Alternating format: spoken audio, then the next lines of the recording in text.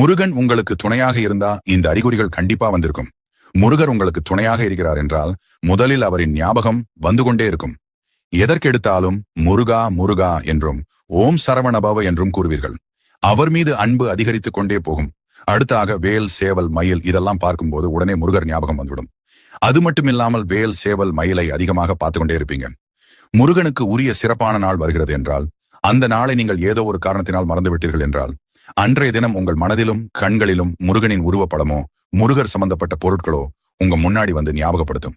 இது மாதிரி உங்களுக்கு நடந்திருக்கப்ப போய் காலண்டர் பாத்தீங்கன்னா அன்னைக்கு முருகருக்கு உகந்த நாளாக தான் இருக்கும். விசாக நட்சத்திரம், கிருத்திகை, செவ்வாய்க்கிழமை, சஷ்டி இது மாதிரி ஏதோ ஒரு நாளாக இருக்கும். நீங்க ஒரு கஷ்டத்துல இருக்கும்போது உங்களுக்கு உதவி செய்ய ஒருத்தவங்க வருவாங்க. அவங்க பேர் கண்டிப்பா முருகன் பேர்கள் உள்ள ஒருத்தவங்களாகத்தான் இருப்பாங்க. அடுத்து மனசுக்குள்ள ஏதாவது ஒண்ணு போட்டு குழப்பிட்டு இப்ப நம்ம எடுத்திருக்கக்கூடிய இந்த முடிவு சரியா தப்பான்னு குழம்பி